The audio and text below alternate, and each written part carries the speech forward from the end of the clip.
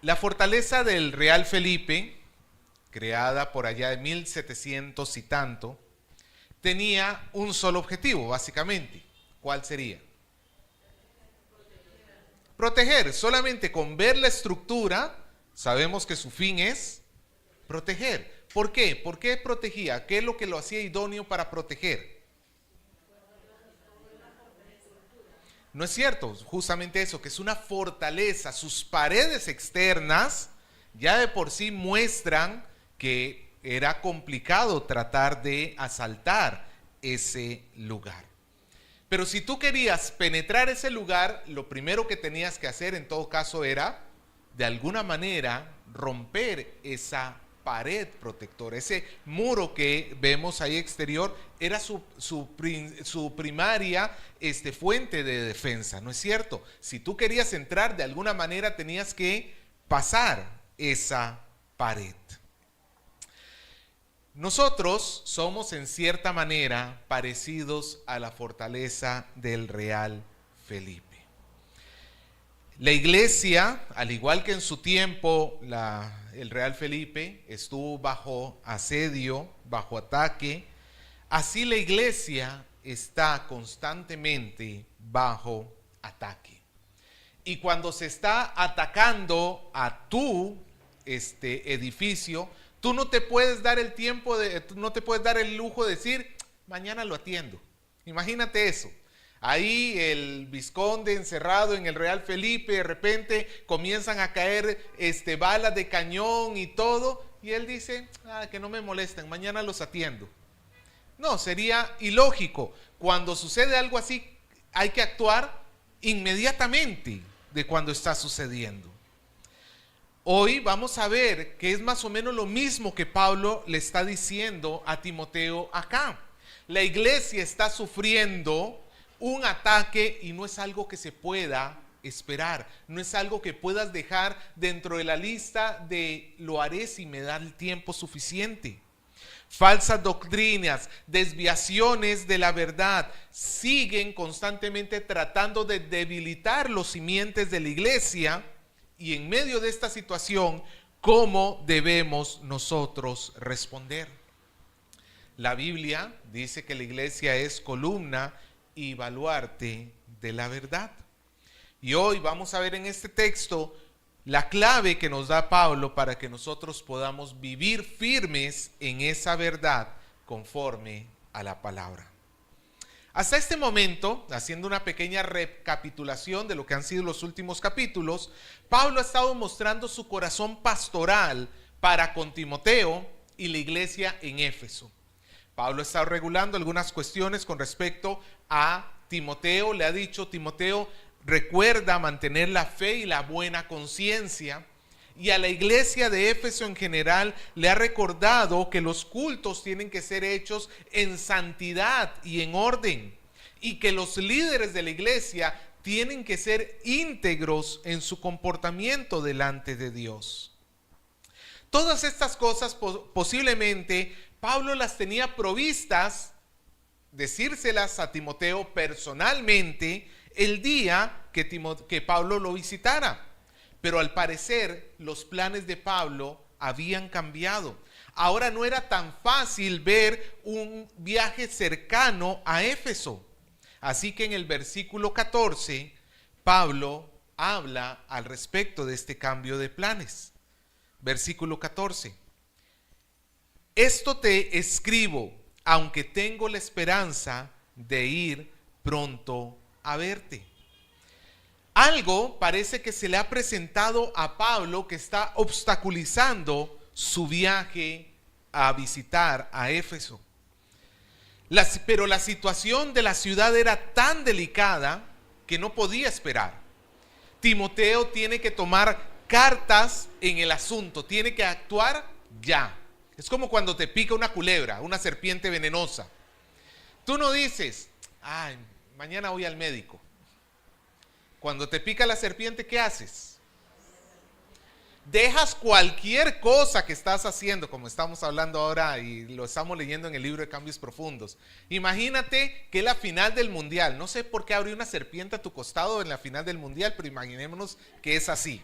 Es la final del mundial. Están por patear la tanda de penales. Si te pica una serpiente, tú no dices, voy a terminar de ver los penales y me voy a atender. Tú sales corriendo, dejas todo tirado y atiende lo que es urgente. Pues lo mismo le está pidiendo Pablo aquí a Timoteo. Timoteo no puede confiarse, no puede pensar que esto es como un resfrío que si le das tiempo se va a ir sanando solo. No, Timoteo tiene que actuar inmediatamente. La verdad está bajo ataque y esto tiene que encender las luces de alerta de la iglesia. Por eso Pablo continúa en el versículo 15 diciendo, para que si tardo sepas cómo conducirte en la casa de Dios. O sea, Pablo le está diciendo, Timoteo, todo esto que te estoy escribiendo no son reglas rígidas, son marcos de referencia para que tú sepas cómo debes vivir, cómo la iglesia debe vivir. Te pongo un ejemplo. Imaginémonos que Pablo ya le ha dicho a Timoteo hasta esta altura que los hombres tienen que orar levantando manos santas, sin ira ni contienda, ¿cierto? Lo que habíamos visto hace unas semanas. Así que Timoteo ve que hay varones por ahí que están peleados entre ellos, pero por otro lado están orando en la iglesia, los llama, los exhorta y los hermanos se perdonan, se reconcilian y Timoteo dice, perfecto, ya no están en pleito. Pero por ahí después de que terminan de orar estos varones, salen y comienzan a chismearse el uno al otro sobre algún otro hermano.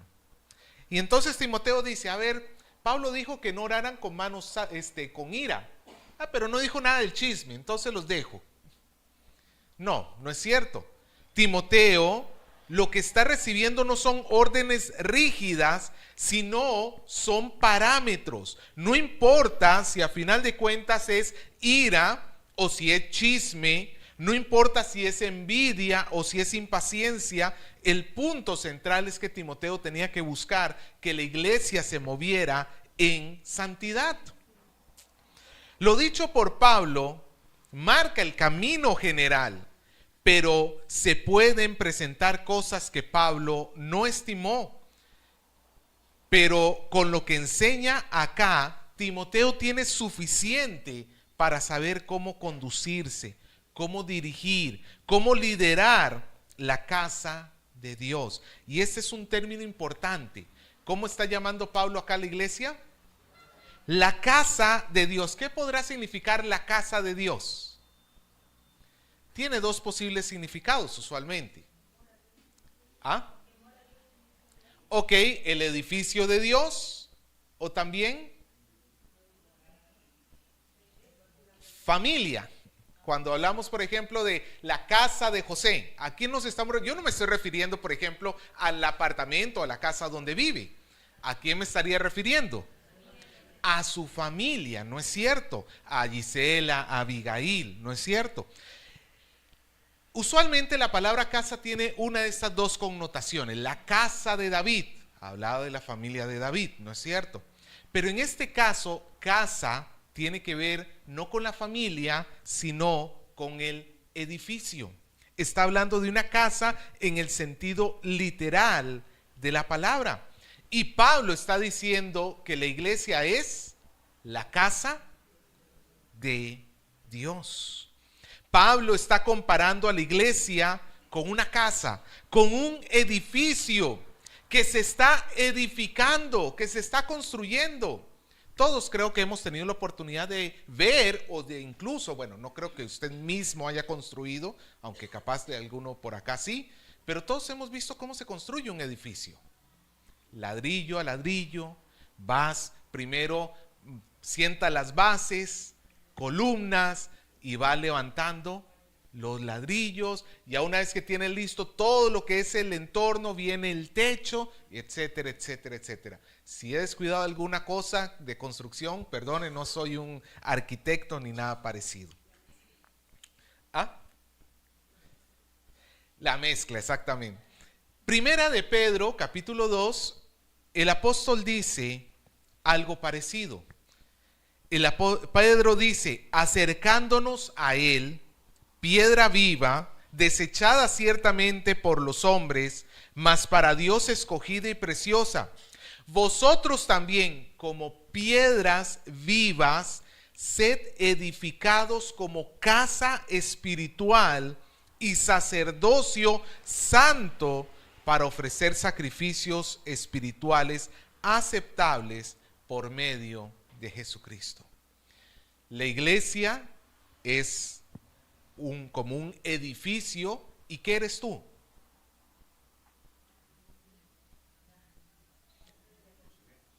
Una piedra viva. Una piedra dentro de esa construcción. Tú formas parte de esa construcción. No es lo mismo un ladrillo tirado en el fondo de tu patio o en la terraza por ahí tirado a un ladrillo de tu pared. ¿Cuál forma parte de la casa? El que está en la pared, ¿no es cierto? ¿A cuál de los dos te interesaría más cuidar? ¿Al que está por ahí tirado o al que está en la pared? Obviamente al que está en la pared. Nosotros somos como ladrillos y nosotros en conjunto somos como una casa que se está edificando. ¿Y quién es el que habita esta casa? Dios. Pablo mismo lo dice, la casa de Dios. En Efesios 2:22, Pablo diría, en quien vosotros también sois juntamente edificados para morada de Dios en el Espíritu. Cuando nosotros nos reunimos alrededor de Cristo y su palabra, somos llamados casa de Dios.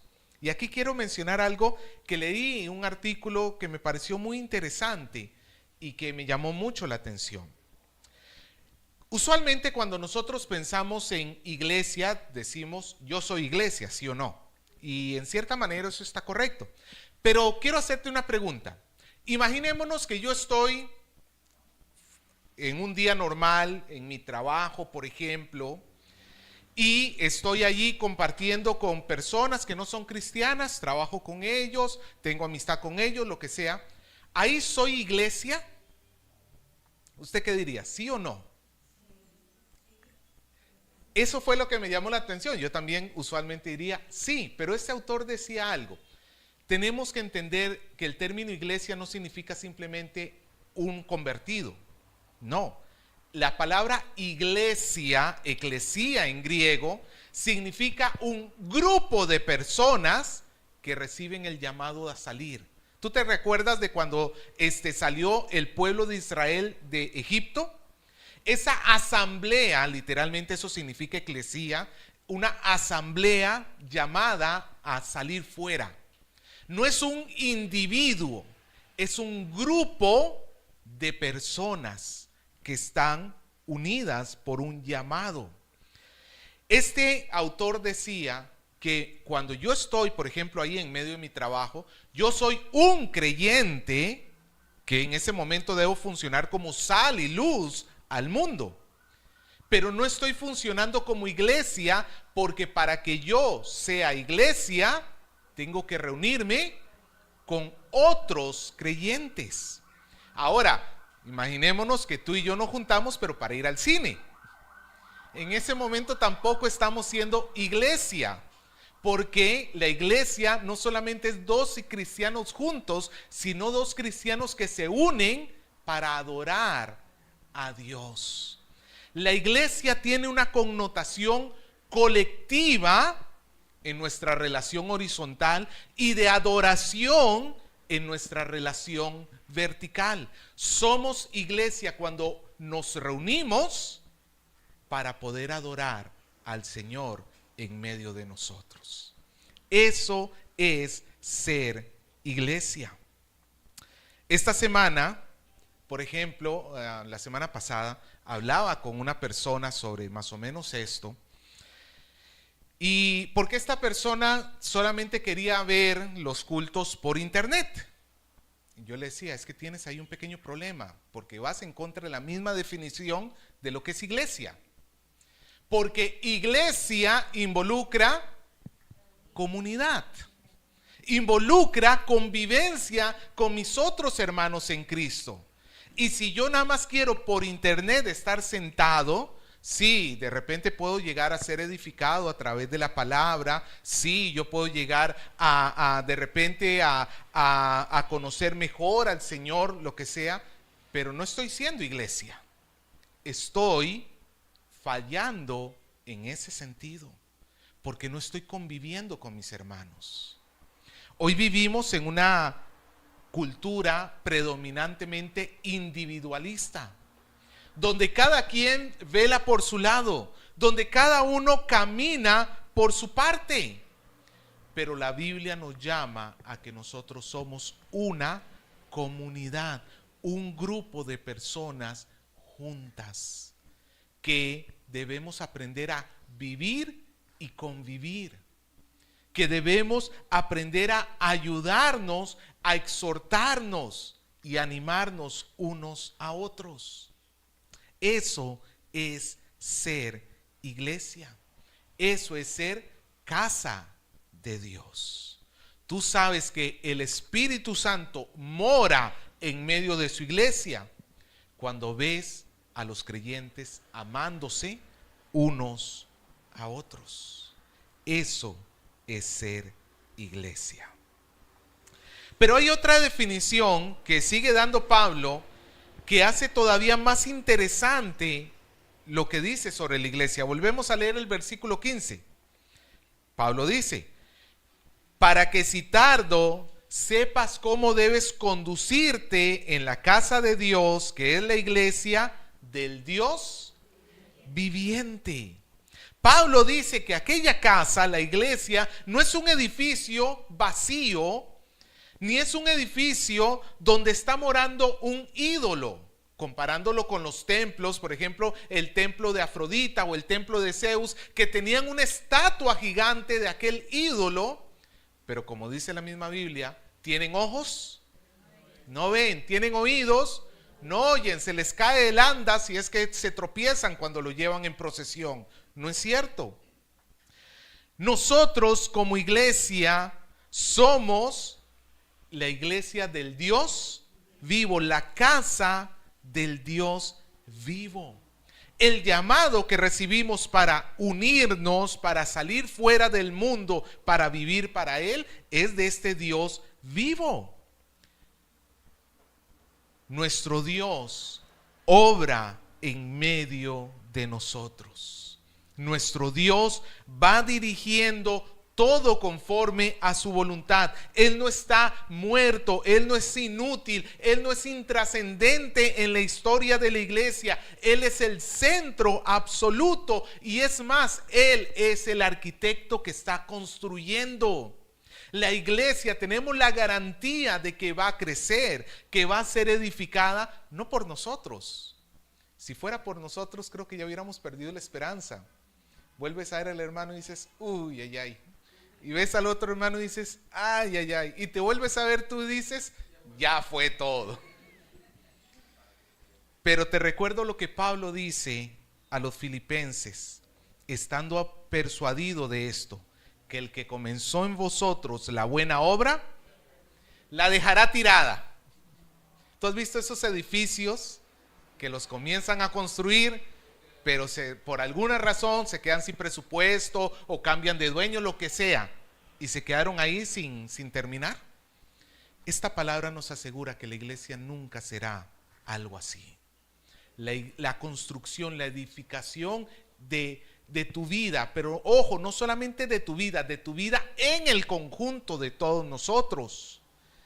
Esa edificación nunca será abandonada, sino que será perfeccionada hasta el día de Jesucristo. La iglesia está siendo perfeccionada, está creciendo, a pesar de que a veces nos cueste verlo y a pesar de que algunas veces incluso vemos bajones espirituales. Y sí, Dios no quiere que nosotros como iglesia terminemos enfriando el corazón, terminemos apartándonos de Él. Eso no lo quiere Dios. Pero ciertamente todo aquel que está en Cristo va a reaccionar. todo aquel que esté en el Señor es una piedra viva, es una piedra que está siendo edificada. Ahora, continuamos con la definición que da Pablo. Al final del versículo 15, ¿cómo llama Pablo a la iglesia? Columna, no dice boluarte, no. Baluarte de la verdad, que no es lo mismo. Pablo continúa la figura de la iglesia como una casa que se está edificando, y él dice que esta iglesia es columna y baluarte. La palabra baluarte en griego, la palabra que utiliza es la base, el fundamento. Antes de que tú construyas, primero tienes que cavar. Antes de que un edificio suba, tiene que descender. Y no estoy muy seguro, una vez algún profesor nos dijo que la tercera parte del edificio tiene que estar construida hacia abajo para que pueda soportarlo de arriba. No está Mía para preguntarle el asunto. Sí, aquí está Mía. No sé, Mía, si será cierto lo que dijo ese profesor, que la base tiene que ser la tercera parte del edificio. Después me cuentas.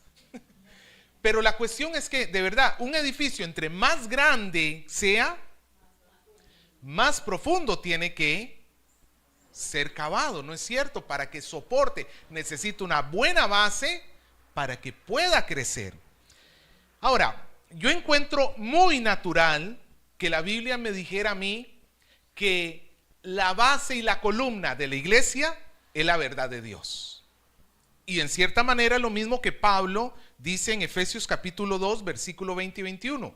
Edificados sobre el fundamento de los apóstoles y profetas, siendo la principal piedra del ángulo Jesucristo mismo, en quien todo el edificio bien coordinado va creciendo para ser templo en el Señor. Claro, es natural. La base, de manera natural, es pensar que es la palabra de Dios. Y sobre la palabra de Dios nos vamos edificando nosotros. Pero eso no es lo que Pablo está diciendo acá. Es cierto lo que acabo de decir, sí, pero en la figura que tenemos en Timoteo es otra. Volvamos a leer. Dice el versículo 15: para que si tardo sepas cómo conducirte en la casa de Dios, que es la iglesia del Dios vivo, columna y baluarte de la verdad. ¿Quién es la columna y baluarte de la verdad? ¿Dios vivo? La iglesia. La iglesia. Está hablando de la iglesia. Y esto me llamó poderosamente la atención. Literalmente Pablo está diciendo que la verdad, en cierta manera, y ahora voy a especificar cómo, pero en cierta manera la verdad está, la base de la verdad es la iglesia. La base de la verdad de la iglesia. Y esto lo pongo entre muchos asteriscos que ahora voy a definir. Pero es que ponte a pensar, columna y baluarte son dos figuras que me hablan sobre la estructura principal de una casa. La base y la columna, ¿no es cierto? Es lo primero que se necesita para que una casa se pueda edificar. Y dice que eso, columna y baluarte, es la iglesia. Como te digo, yo encuentro mucho más natural pensar que la columna y baluarte es la verdad y nosotros estamos siendo edificados, pero acá es al revés. Acá es columna y baluarte, la iglesia, y sobre eso está la verdad.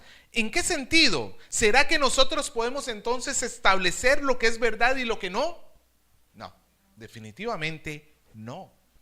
Pero la iglesia es columna y baluarte de la verdad en el sentido de que la iglesia es la que sostiene la verdad en medio de esta sociedad, en medio de este mundo. A ninguna otra institución humana Dios le ha confiado su verdad, sino a nosotros, la iglesia. La verdad se vuelve fundamental para nosotros, es nuestro fundamento, pero al mismo tiempo la verdad es lo que nosotros sostenemos delante del mundo. La iglesia debe creer la verdad. La iglesia debe vivir conforme a la verdad. La iglesia tiene que amar la verdad. La iglesia tiene que proclamar la verdad. Debe enseñar la verdad y tiene que defender la verdad. Somos columna y baluarte de la verdad. Si la iglesia no cuida la verdad, no existe otra institución que vaya a hacerlo. No existe. Por eso es que es tan importante que nosotros no permitamos que malas doctrinas ni malas prácticas se comiencen a apoderar de la iglesia. Porque van a ser como esas balas de cañón que van a querer romper nuestro muro exterior. Y si nosotros no atendemos a esto, tarde o temprano ese muro va a colapsar.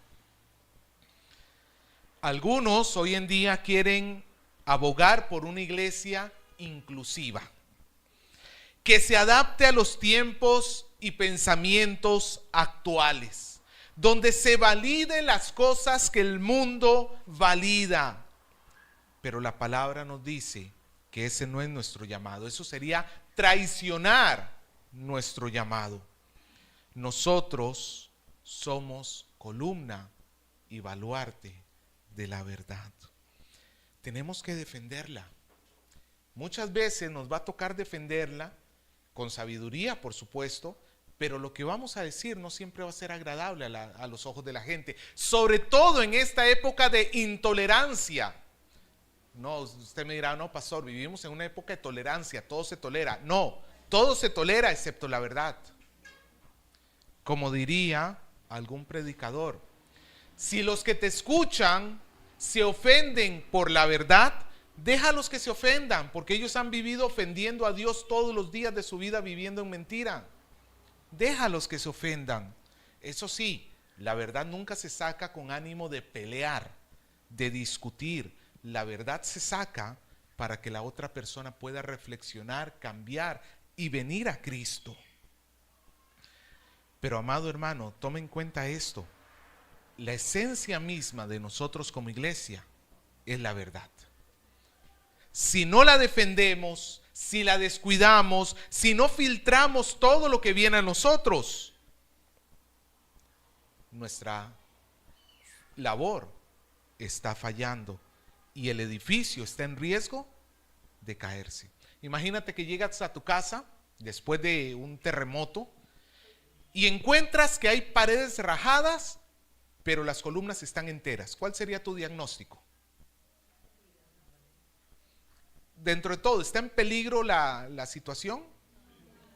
Hay cierto peligro, pero las columnas están enteras. Bien, digamos ahí. Pero ahora imaginemos el otro caso. Entras a tu casa y encuentras las columnas rajadas. Yo te diría, salte de ahí y no entres, porque eso en cualquier momento se cae. Si nosotros como iglesia comenzamos a validar falsas doctrinas, es cuestión de tiempo para que todo caiga. Ahora, Pablo termina mostrando el contenido de la verdad que la iglesia debe sostener, y él utiliza algo muy interesante que él le llama el misterio de la piedad. Este misterio es el mismo misterio de la fe que ya Pablo había dicho en el versículo 9, que como habíamos dicho en su momento es la revelación de Cristo. Un misterio en la Biblia es algo que está oculto hasta que Dios lo manifestó. Y en este caso estamos viendo a Cristo. Como Cristo es el centro mismo de la vida de la iglesia. Y para manifestar este misterio, Pablo utiliza un himno cristiano antiguo.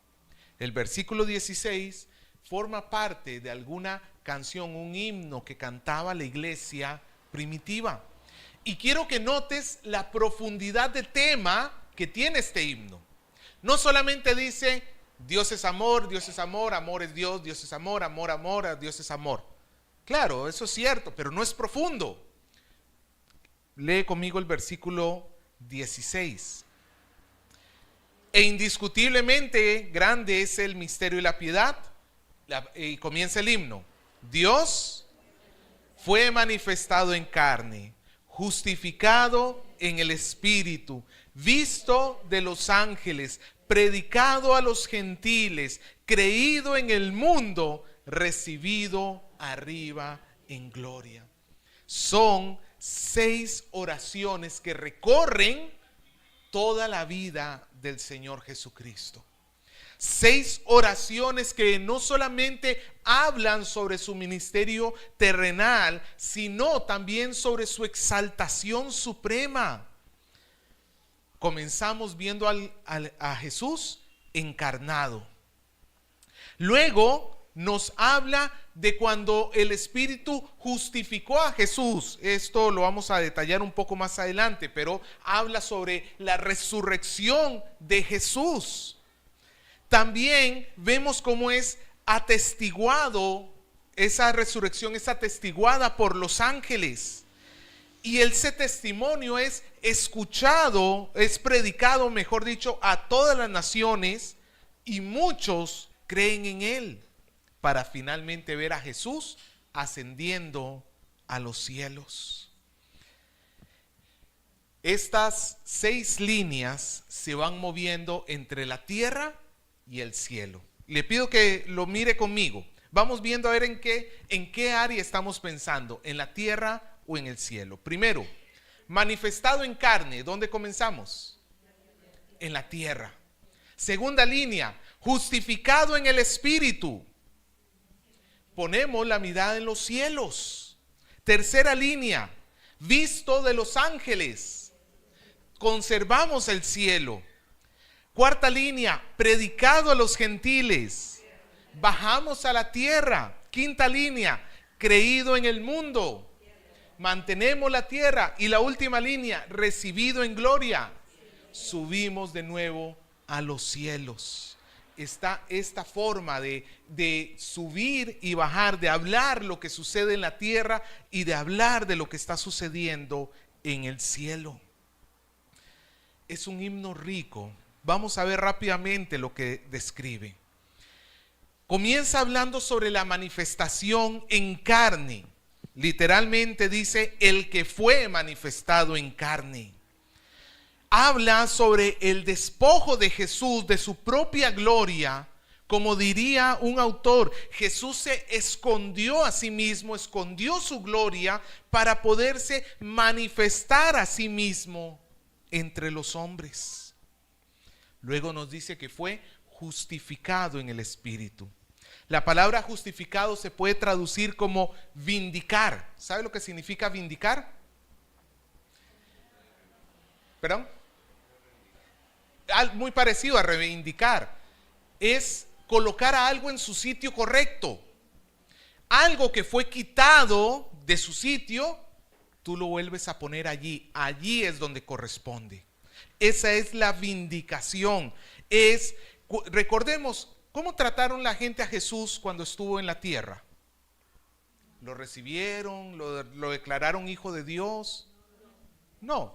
A los suyos vino y los suyos no lo recibieron. Lo trataron como un endemoniado, lo trataron como un pecador, lo trataron de la peor manera. Mientras estaba ahí en la cruz, si es el Hijo de Dios, y se burlaban de él, manda, que no es cierto. Fue castigado como si fuera el peor de los pecadores. Pero la pregunta es, ¿y era pecador? No. ¿Y cómo sabemos que no era pecador? Porque el Espíritu lo vindicó. Porque el Espíritu, al resucitarlo de los muertos, mostró que él no merecía la muerte en sí mismo. Jesús murió, no por sus pecados, por los míos.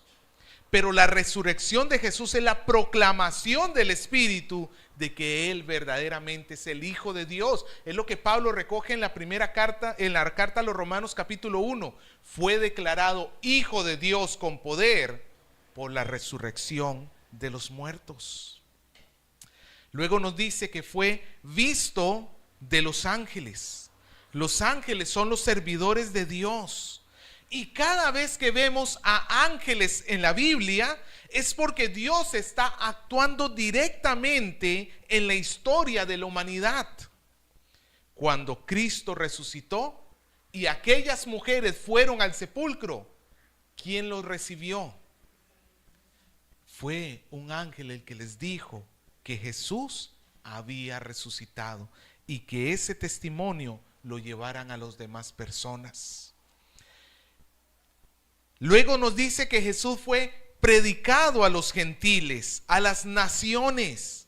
Desde el Pentecostés, el evangelio de salvación ha sido enviado hasta lo último de la tierra, porque es necesario que todo el mundo escuche que Jesús es el Señor, porque solamente hay un solo mediador y un solo Salvador, Cristo. Luego nos dice creído en el mundo, no solamente creído en los gentiles, en los judíos.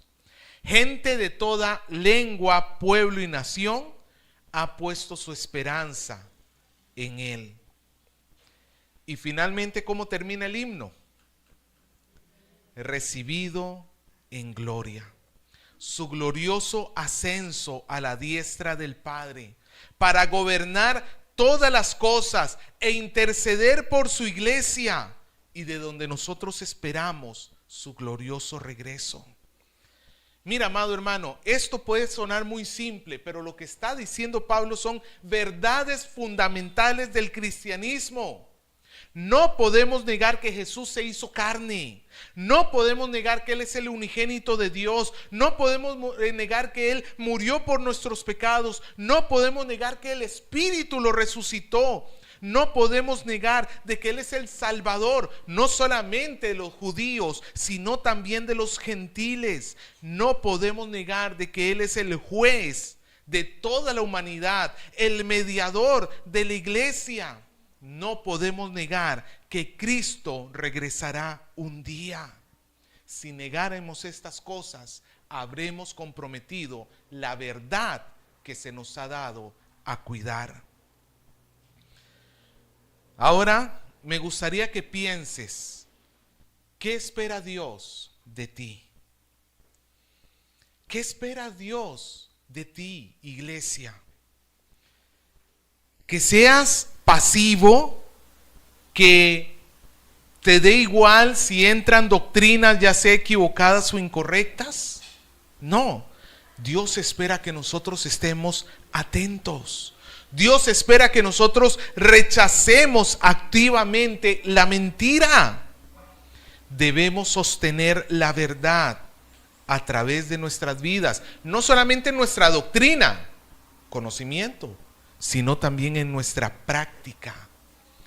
Es muy equivocado. Es tanto como decir una mentira que una persona que se llama cristiana haga cosas que van en contra de la palabra de Dios. Que eso es lo que usualmente sucede con, pongo ejemplo, papá, mamá, delante de los hijos. Ahí está el hijo y entonces el papá le dice, no se miente. Pero luego el hijo sorprende al papá mintiendo. ¿Qué ejemplo le está dando ese padre al hijo? Es un mal ejemplo. Lo que le ha dicho, se lo ha dicho solamente con su boca, pero no con sus acciones. Amado hermano, nosotros estamos llamados no solamente a defender la verdad en el sentido cognitivo, en el sentido de saber la verdad, sino también estamos llamados a defender la verdad con nuestra vida. La verdad tiene que ser defendida, pero la verdad también tiene que ser proclamada. Vivimos en un mundo de mentira que no pueden llegar a conocer a Cristo si no es a través de la verdad. ¿Y quién tiene esa verdad en este mundo? Tú. Tú, si tú eres iglesia, tú eres columna y baluarte de la verdad. Amado hermano, recuerda, Dios te ha puesto en este mundo, Dios te ha entregado su palabra para que tú seas un buen administrador. ¿Encuentras una persona que está caminando en mentira? Háblale la verdad. ¿Escuchas una herejía? Defiende la verdad. ¿Ves a un hermano caído? Háblale la verdad. Exhórtale y anímale en la verdad. La verdad es el centro de nuestra vida.